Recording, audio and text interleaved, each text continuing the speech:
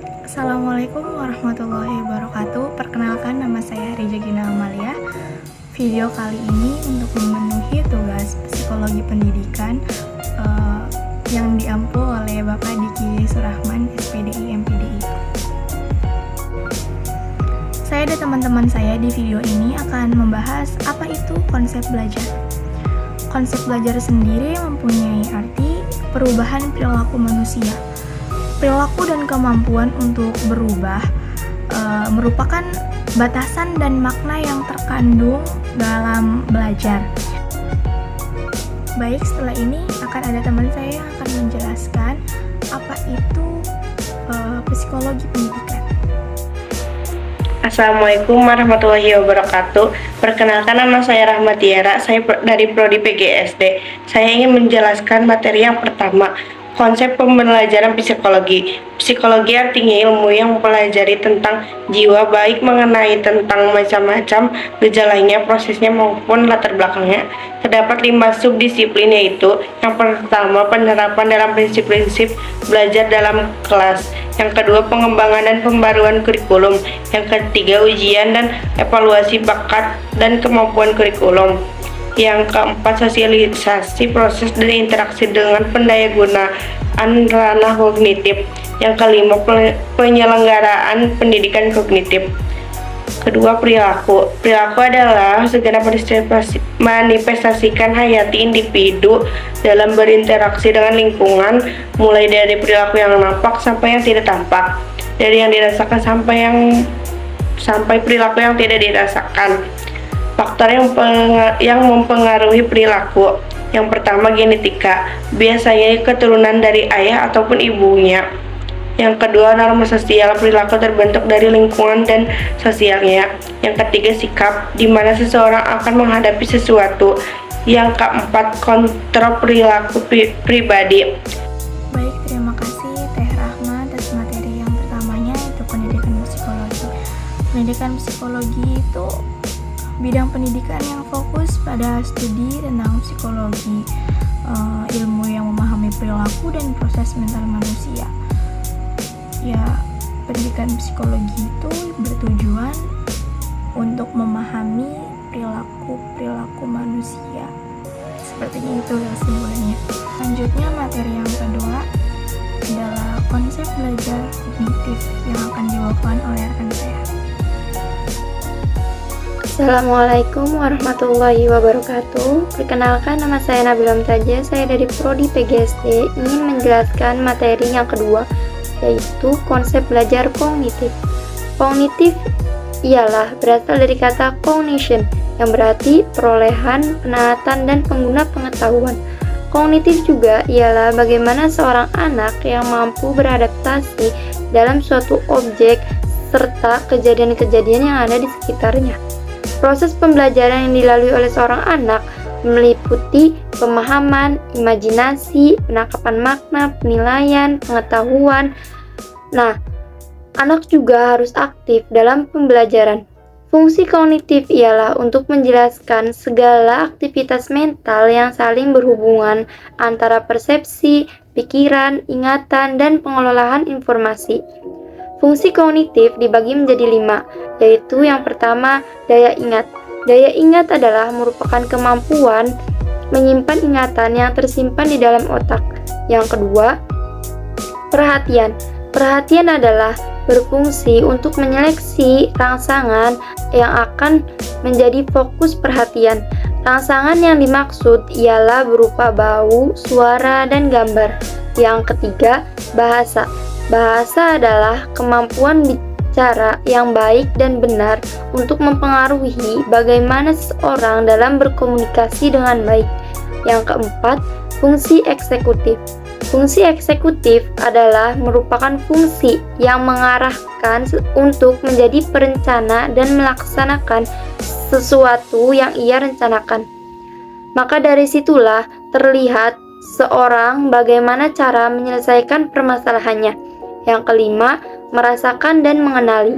Merasakan dan mengenali adalah seseorang yang bisa merasakan dan mengenali segala sesuatu di sekitarnya. Ada pula proses-proses belajar kognitif. Yang pertama, proses belajar lebih penting daripada hasilnya. Yang kedua, proses dan pemahaman dalam mencapai tujuan untuk meningkatkan tingkah laku seseorang. Yang ketiga, materi. Materi belajar dipisahkan menjadi komponen kecil. Yang keempat, kegiatan peserta didik saat pembelajaran merupakan suatu keharusan. Yang kelima, pada kegiatan belajar dibutuhkan proses berpikir yang konsisten. Sekian dari saya, billahi taufiq wal hidayah. Wassalamualaikum warahmatullahi wabarakatuh. Ya, dan terima kasih ya materinya. Saya menyimpulkan kognitif itu ialah seorang anak yang mampu beradaptasi dalam suatu objek serta kejadian-kejadian yang ada di sekitarnya. Saya menyimpulkan seperti itu. Baik, setelah ini materi ketiga yaitu kreativitas. Assalamualaikum warahmatullahi wabarakatuh. Perkenalkan, nama saya Ruhaniyah. Saya dari Prodi PGSD ingin menjelaskan materi yang ketiga, konsep belajar kreativitas. Kreativitas adalah sebuah proses yang menyebabkan lahirnya kreasi baru dan orisinal. Bila tidak ada hambatan yang mengganggu perkembangan kreativitas, cukup aman untuk menyatakan semakin cerdas karena semakin menjadi kreatif. Sebab kreativitas tidak dapat berfungsi dalam ketidaktahuan yang menggunakan pengetahuan yang diterima sebelumnya. Dan ini bergantung kepada kemampuan intelektual seseorang. Beberapa hal yang harus diperhatikan dalam rancangan desain pembelajaran yang berpotensi mengembangkan kreativitas siswa adalah yang pertama, yaitu proses pembelajaran dirancang untuk membangun pembelajaran yang baru bagi siswa. Yang kedua, proses pembelajaran dirancang agar siswa memperoleh informasi-informasi baru. Dan yang ketiga, yaitu proses belajar dirancang sehingga siswa dapat mengembangkan pikiran atau ide-ide baru. Dan yang keempat, yaitu proses belajar dapat menghasilkan produk belajar yang berbeda dari produk sebelumnya. Dan yang terakhir, yaitu produk belajar diekspresikan dan dikomunikasikan melalui media yang kreatif. Aspek-aspek yang mempengaruhi kreativitas. Yang pertama, kemampuan kognitif. Yang kedua, inversi dan imajinasi. Dan yang ketiga, penginderaan. Yang terakhir, kecerdasan emosi.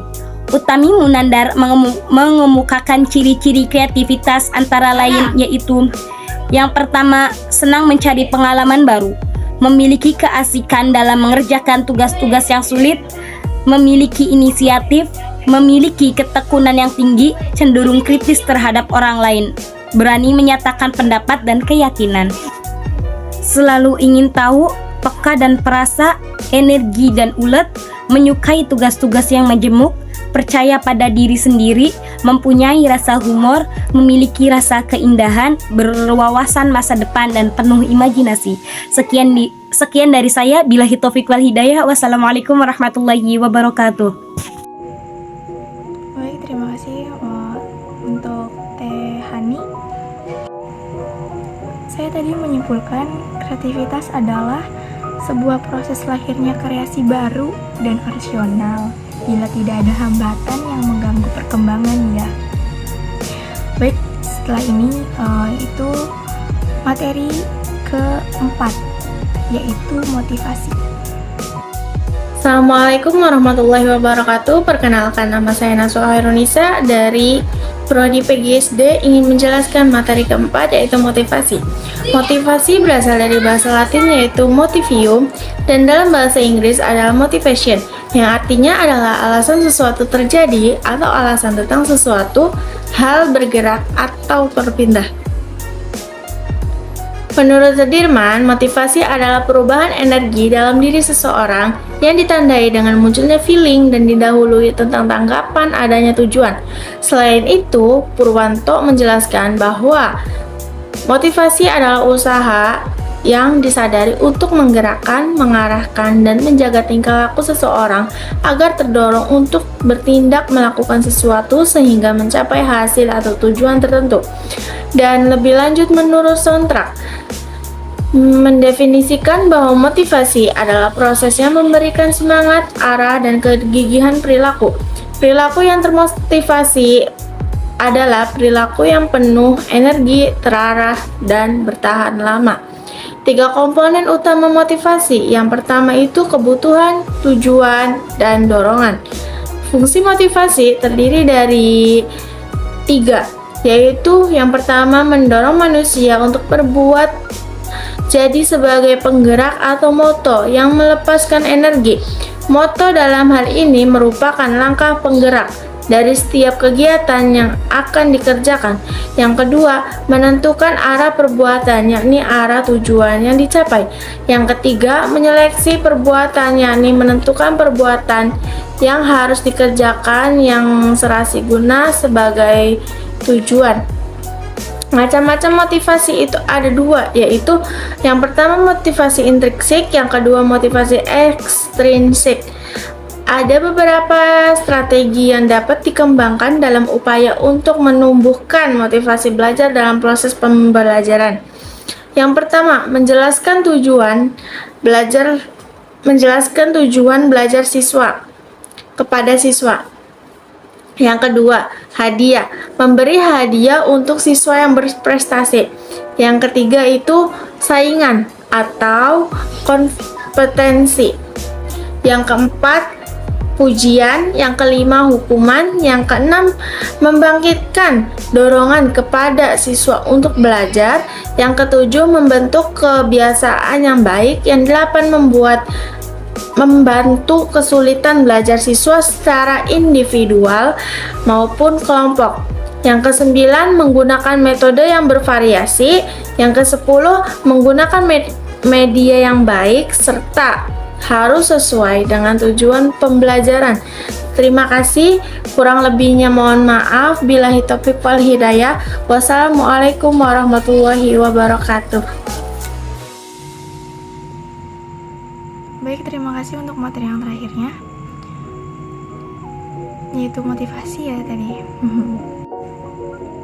Saya simpulkan ya, motivasi adalah dorongan berupa dorongan internal atau eksternal yang mendorong individu untuk melakukan suatu tindakan untuk mencapai apa yang ingin dicapai, seperti itu. Baik, kita sudah ada di penghujung video. Sebelumnya, terima kasih sudah menonton video ini sampai selesai. Saya mohon maaf jika ada perkataan, perbuatan saya ataupun teman-teman saya yang tidak berkenan di hati, mohon dimaafkan. Wallahu muwaffiq ila aqwamit thoriq. Wassalamualaikum warahmatullahi wabarakatuh.